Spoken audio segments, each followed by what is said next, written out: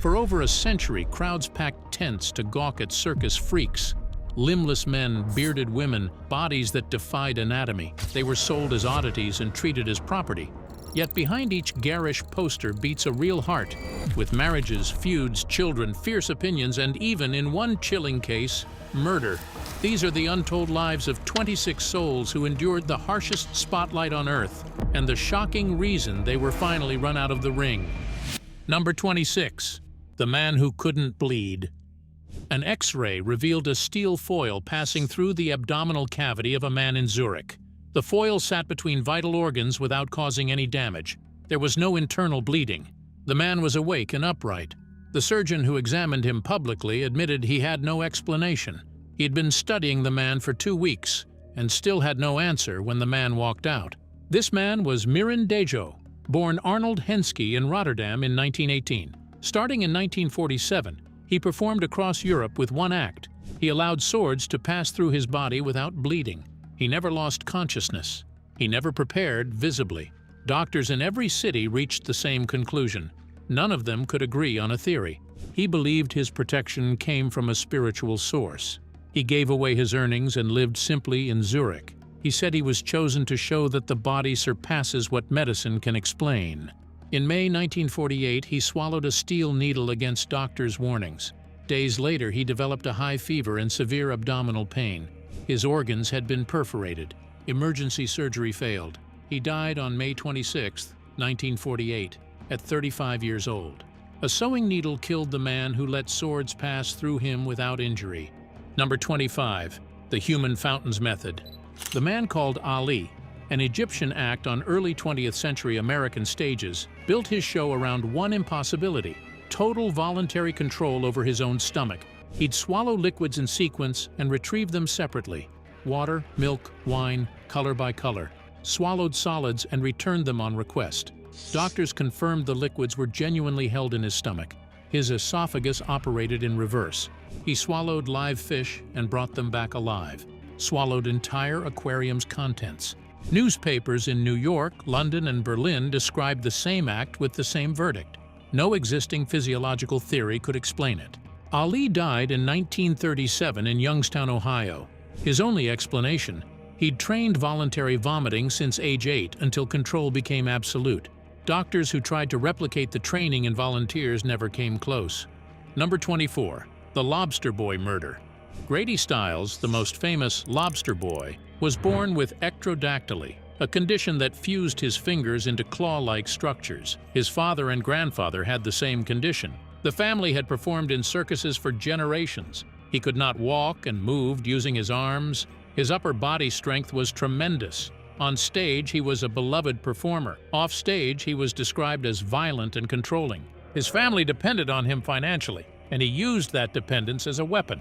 In 1978, his daughter announced her engagement to Jack Lane, a man from outside the circus world. The night before the wedding, Grady shot and killed Lane in front of the family. At his trial, the defense argued that sending him to prison would destroy his family financially. The jury acquitted him. He returned home. 14 years passed. The drinking continued. The threats continued. On September 29, 1992, his wife Mary Teresa hired a teenager to kill him.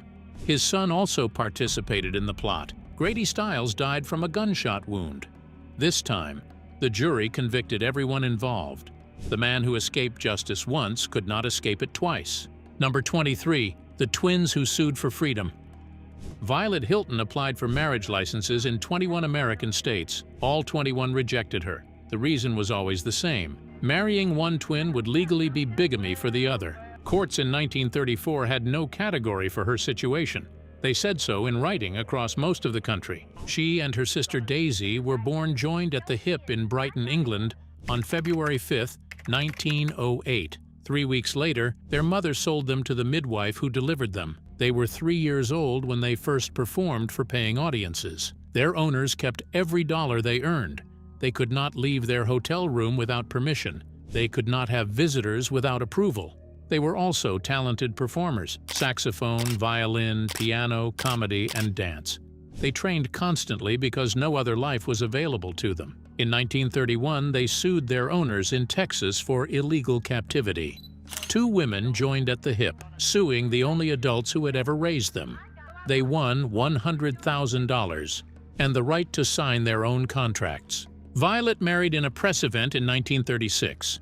Daisy married a dancer in 1941, but the marriage lasted only 10 days. The sisters died on January 4, 1969, in Charlotte, North Carolina. They were found together 3 days after their last performance. The neighbor who found them said they looked like they were sleeping. They died the way they were born, together without warning and without a legal system that knew how to handle them. The Hilton sisters fought for their freedom for 30 years. The next twins never had a courtroom. They were born enslaved and had to build everything themselves. Number 22. The twins born into bondage. Millie McCoy died on a farm in Columbus County, North Carolina on October 8, 1912. Her sister Christine died 17 hours later. The farm had been purchased with money they had earned themselves. They were born in the same county 61 years earlier. They were enslaved, joined at the spine, and sold away from their mother before their first birthday. Between their sale and the farm, they lived a remarkable life. They were resold multiple times. One was kidnapped by a rival circus agent and taken to England. They performed across America and Europe as the Two-Headed Nightingale. They performed for Queen Victoria. They learned 5 languages. They saved enough to buy land in the state that once owned them. Their guardian Joseph Pearson Smith invested in their education. They learned instruments, languages, and poetry. When the Civil War ended in 1865, they were technically free, but they continued working under contracts controlled by others. Number 21. The Camel Girl's Final Statement. In 1886, Ella Harper distributed a printed card to every person in her audience. It read, "I would rather walk on all fours in the manner of animals than travel the country to be exhibited to the public. I will stop as soon as I have saved enough money to support myself." She finished the show, collected her pay, and stopped. She was billed as the Camel Girl by the W.H. Harris Nickel Plate Circus. She was 17 and earned $200 per week, roughly $6,000 today. Her knees bent backwards instead of forward, a condition called genu recurvatum. Standing upright required great effort. On all fours she moved with complete ease, her image on postcards sold by the thousands. She married William Dempsey, had a daughter, and lived in White Plains, Tennessee. She died in 1921 at 51 years old. Her name vanished from history until the 21st century. Historians found the card she distributed at her final performance. It is now considered one of the most direct first-person accounts from any circus performer. Number 20. The Smallest Woman's Final Journey. In January 1890, the heating failed on a circus train trapped in the Sierra Nevada mountains. The temperature inside the cars dropped to 40 degrees below zero. Lucia Zarate's colleagues stayed with her until the end. She was the first to die. She weighed 4.5 pounds. Hypothermia at that temperature kills quickly. She was 25 years old and heading to another show. She was born in San Carlos, Mexico on January 6, 1864. Her condition was so rare it took decades for doctors to name it: microcephalic osteodysplastic primordial dwarfism.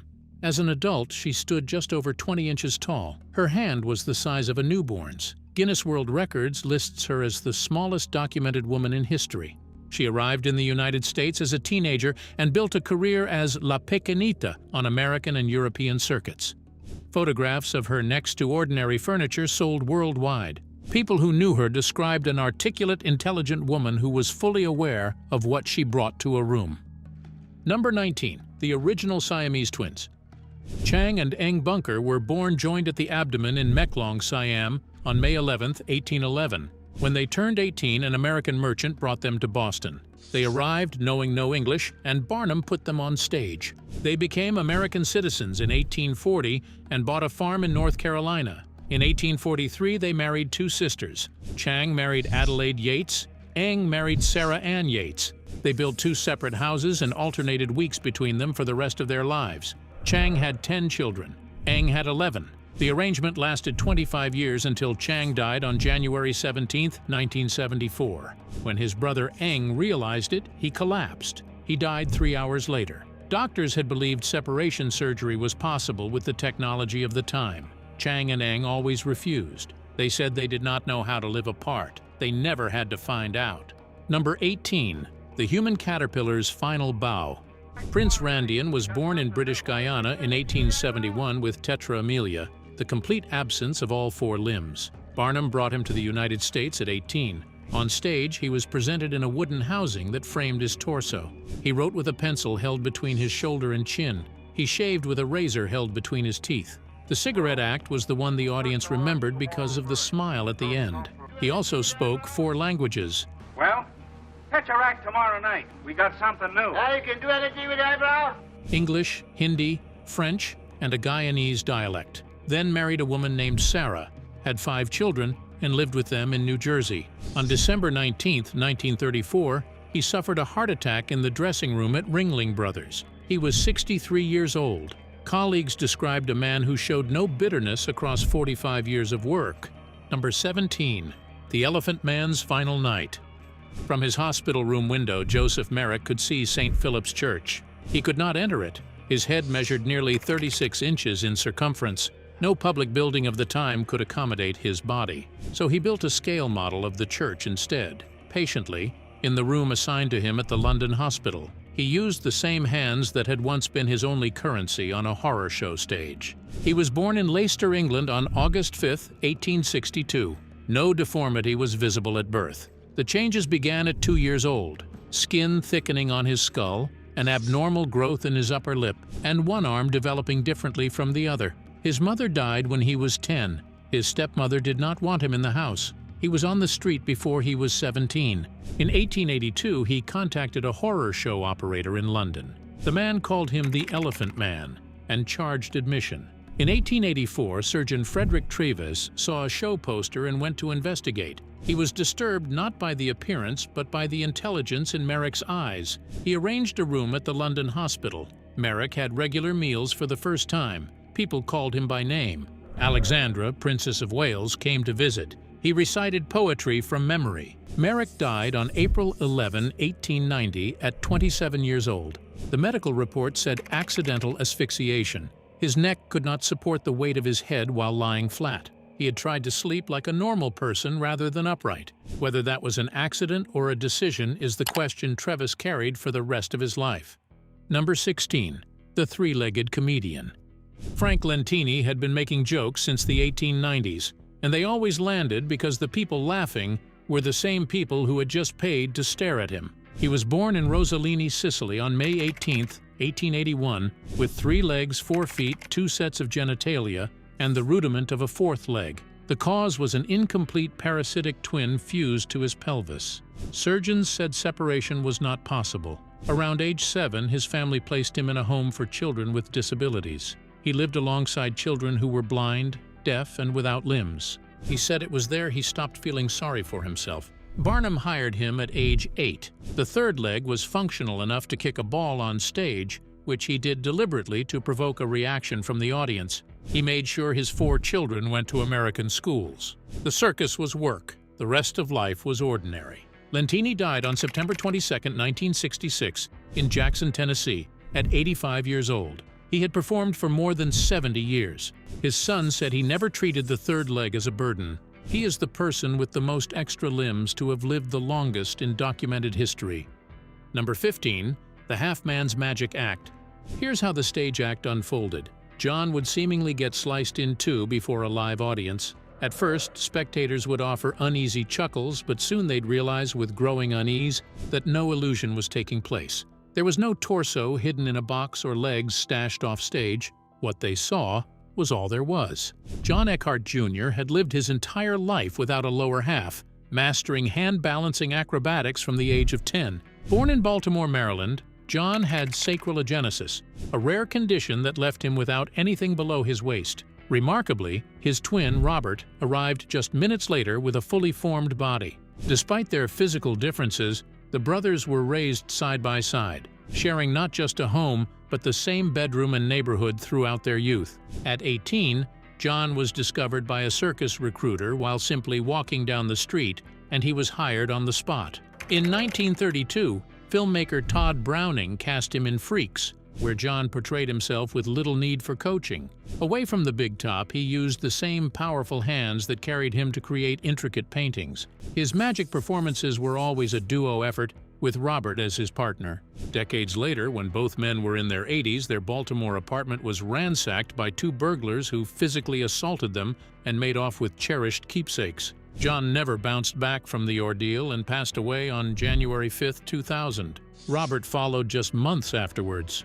Born within minutes of each other and never truly apart in life, the twin brothers ultimately left the world in the same year. Number 14. The woman who named herself. Annie Jones had been with the circus since infancy, when Barnum paid her family $1 a week to exhibit a 2-year-old with facial hair. She grew up under his watch. By the time she had her own voice, she was using it as the de facto spokesperson for the Congress of Freaks, a group pushing for better conditions across American circuits. Born July 14, 1865 in Marion, Virginia, with facial hypertrichosis, a rival agent briefly kidnapped her as a child, Barnum's property essentially, and the papers covered it as commercial theft because that's precisely what it was. She survived that, grew up, dressed elegantly, and refused to be presented like an animal. Barnum and Bailey took her through more than 20 countries, posters in 6 languages. When journalists came asking, she returned again and again to one subject: dignity, hers, and that of every performer around her. She never dropped it. Tuberculosis took her on October 22, 1902. She was 37. Colleagues from 3 decades said she consistently commanded respect. She demanded it from the start, and it held until the end. Number 13. The four-legged woman's departure. Local physicians were invited on stage at every performance to examine Josephine Myrtle Corbin. They signed written confirmations for the audience. This was real, no trick. Dozens of signatures accumulated over her career. The body needed no embellishment. The doctors provided credibility. Paying customers could even leave with a signed certificate if they wanted one.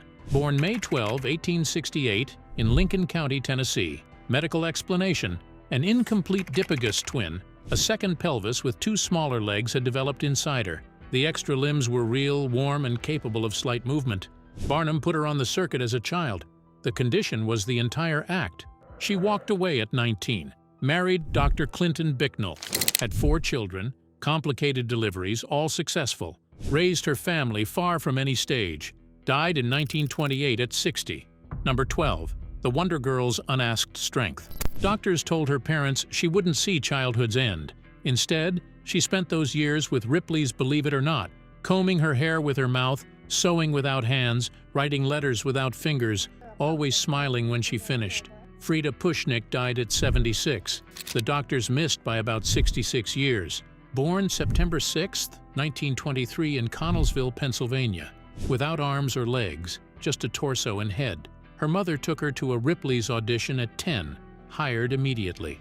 Every act was done alone. No tricks, no narration. The audience went quiet during the work and applauded after. Ripley's kept her as a headliner for over 2 decades. She married twice, traveled solo, gave interviews easily. She called the circus the best time of her life. That's where she learned she could do anything. She died December 27, 2000, in Los Angeles. She never requested pity, made clear she had no use for it. Number 11. General Tom Thumb's ascent. Queen Victoria invited him back to Buckingham Palace twice in 1 month. He was 11, making more per show than most English adults earned in a year. Still needed help getting dressed. Barnum had told the British press he was 12. He wasn't. Barnum bumped the age because 5 seemed too young to charge admission. Charles Sherwood Stratton was born January 4, 1838, in Bridgeport, Connecticut. Normal at birth. Stopped growing at 6 months. Entered childhood at roughly 25 inches. Barnum traveled to Bridgeport when Charles was 5, signed a contract with his parents, renamed him General Tom Thumb, fabricated a stage biography, and trained the boy to sing, dance, deliver speeches, and impersonate Napoleon. The boy did it all. The audience bought every bit. Napoleon III received him in Paris. Stratton stayed with Barnum for decades. On February 10, 1863, he married Lavinia Warren at New York's Metropolitan Hotel before over 2,000 guests. Abraham Lincoln hosted them at the White House days later. American papers treated it as the social event of the year. Stratton died July 15, 1863 at 45. He'd made a fortune and spent most of it. Over 10,000 attended his Bridgeport funeral. Barnum was there. He was buried in his show uniform. Number 10. the Owlman's rotation. He could hold conversation with his face aimed at the back of his own neck, not briefly, not locked in one position. He could drink, smoke, and chat normally with his head turned a full 180 degrees. Surgeons attempting to reproduce the rotation on anatomical models confirmed it exceeded the physical range of any other known human. Martin Lorello performed it at Coney Island throughout the 1930s with no mechanical trick. Born in Germany in 1885. The rotation wasn't a documented skeletal deformity. His spine showed no structural anomaly that explained what it was doing. He claimed years of training. No doctor confirmed how. He performed with Ringling Brothers and Barnum and Bailey, appeared in Freaks in 1932. Colleagues described him as reserved and polite. Died in New York in 1955. Every physician who examined him documented the rotation as genuine. None produced a classification that survived peer review. The case remains open. Number 9. The woman who won the wrong contest. In 1935, American circuses ran a contest to find the world's ugliest woman. Grace McDaniels entered and won. She accepted the title, built a 20-year career on it, raised her son Elmer on the road, and established one inviolable rule. She never spoke during performances. Stood on the platform, let them look, answered nothing. Interviews required prior approval. Elmer had to be present. She said it was about dignity. Born in Iowa in 1888 with Sturge-Weber syndrome, vascular malformations in the face causing progressive swelling and distortion. Elmer grew up backstage and eventually became her manager. She traveled. He controlled access. McDaniels died in 1958 in a circus trailer in Zephyr Hills, Florida at roughly 70. Elmer stayed with her to the end. She left no public statement about what it felt like to stand on that platform every night and be called the ugliest woman alive. Number 8. Half of everything. Todd Browning's 1932 film Freaks pans slowly across Josephine Joseph's body from right to left. The right side is masculine, broad shoulders, hard jawline. The left is feminine, rounded hips, soft features. One person, two bodies in the same frame. Critics called it the film's most unsettling element, and the film was already banned in several countries. Josephine Joseph's real identity was never established. No confirmed name, origin, or medical examination outside the performance context. Some researchers believe it was a woman who developed the masculine side through asymmetric training and makeup. Others suspect an underlying biological condition. Nobody was ever allowed close enough to settle it. After the 1930s, the trail goes cold. No death certificate or photograph outside the circus. A person who spent years being examined as an unsolvable problem vanished from history the same way. Josephine Joseph is the only freak figure about whom science has yet to reach a conclusion. Number 7. The Man and His Brother. Lalu was born in India around 1874 with a parasitic twin, partially formed and fused to his torso during development. Circus managers dressed the smaller body in feminine clothes, gave it a feminine name. The contrast produced exactly what they wanted: confusion, unease, silence that sold tickets. The 1887 examining physician documented the synchronized heartbeat and noted that Lalu appeared to move the extra limbs intentionally. How he did it, with a body that had no nervous system, was a question the records couldn't answer. Lalu died in a Mexican train accident in 1905 at about 30. The parasitic twin died with him. His case remains one of the best documented instances of a parasitic twin in an adult who lived and worked over a sustained period. Number 6. The Dog-Faced Boy's Silence. The character built around him was a barely domesticated savage found in a Russian forest, unable to understand human language, reacting to sounds on instinct. The real person spoke 3 languages, read, wrote, and had a documented interest in music. Posters showed one version. The man behind it was another. Fedor Yevtichev performed the character his entire adult life and never publicly acknowledged the gap. Born in St. Petersburg in 1868 with hypertrichosis, long, dense hair covering his face and entire body. His father, Adrian, had the same condition and was already working European fairs. Fedor appeared alongside him from childhood as the wild man of the forest. When his father died, Fedor was about 10, left on the European circuit under strangers' care. At 14, Barnum brought him to the United States and renamed him Jojo, instructed to growl and bark on stage. Off-stage, colleagues described a quiet, polite man, curious and good-humored. The gap between the two versions was absolute. He never challenged the arrangement. Fedor died of pneumonia in Berlin in 1904 at 36. Hypertrichosis has fewer than 50 documented cases in medical history. The only record of who he actually was comes from colleagues who described him as gentle and reserved. The posters described someone else entirely. Number 5. The Georgian twins sold as Aztecs. Elvira and Jenny Lee Snow came from Georgia. That origin didn't sell, so their promoter gave them a new one. Yucatan, Aztec ancestry, a fabricated backstory, standard practice in the 1920s. The lie stuck. For 2 decades, they performed under names and a nationality neither had ever claimed. Both had microcephaly. On stage, they were mirror images, matching outfits, hair, billing. They smiled, waved, and worked the crowd with a warmth that still reads clearly in photographs. They appeared in Freaks in 1932. Outside the fiction, they were simply 2 Southern women who were good at performing and seemed to enjoy it genuinely. What survives from their era is almost entirely promotional. Posters, studio shots, always in character, always under false names. When the circus industry collapsed in the 1940s, they vanished from every record. Number 4. The Woman Who Became a Bird. What most people remember is a few seconds of footage. A banquet table, a woman in feathers jerking her head in sharp, bird-like motions, eyes wide. It ran for less than 10 seconds in Todd Browning's Freaks. The film was banned in multiple countries. When it resurfaced in the 1960s as a cult artifact, Minnie Woolsey appeared on cast lists as Cuckoo. Almost no one knew her real name. Born in Georgia in the 1880s with Seckle syndrome, she had severe microcephaly and a facial structure that some circus promoter decided resembled a bird. The act centered on that idea. Feathered costumes, oversized glasses, jerky movements that matched the posters. She had been performing long enough to refine every gesture. She spent years on Ringling Brothers and Barnum and Bailey posters, recognizable without her name. After the 1940s, the trail goes cold.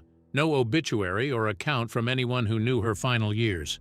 A woman seen by thousands across 2 decades left no mark of her departure. Number 3. 40 years as the missing link. In 1882, Canadian acrobat Guillermo Antonio Farini brought a child from Siam to Europe and exhibited her as living proof of Darwin's theory. He claimed she had been found in the wild. Her father, he said, was a primate. Her body told the story.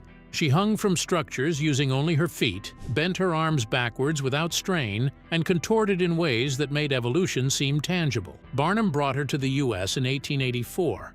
Her name was Crow. She had mild hypertrichosis and extraordinary joint flexibility. The forest origin was fiction. She spoke fluent English throughout her career. Colleagues described her as intelligent and sharp. Farini, who had taken her from Asia as a child and legally adopted her, may have been shielding her, exploiting her, or both. She died in New York in 1964, roughly 50 years old, after more than 4 decades on the circuit. Number 2. The 13-inch waist. In 1949, the Guinness Book recorded Ethel Granger's waist at 13 inches, barely wider than a paper tube. Her husband William had been tightening her corset for 30 years, documenting every millimeter. She wore it day and night, removing it only to wash. The initial pain, she said, faded as her body adapted. Organs shifted. The waist shrank. Born in England in 1905, she entered this arrangement shortly after marrying William in 1929. Over time, he also introduced piercings, face, ears, nose, until her appearance became extreme by any measure. She was exhibited at British fairs as a curiosity. William kept meticulous records. Ethel left almost no public record of her own thoughts. She died in 1982, a few years after William. In her sole-known interview, she said she had chosen the arrangement. Whether that was genuine consent or the only answer available to someone who had lived inside it for 50 years remains debated. Number 1. The headless chicken that lived.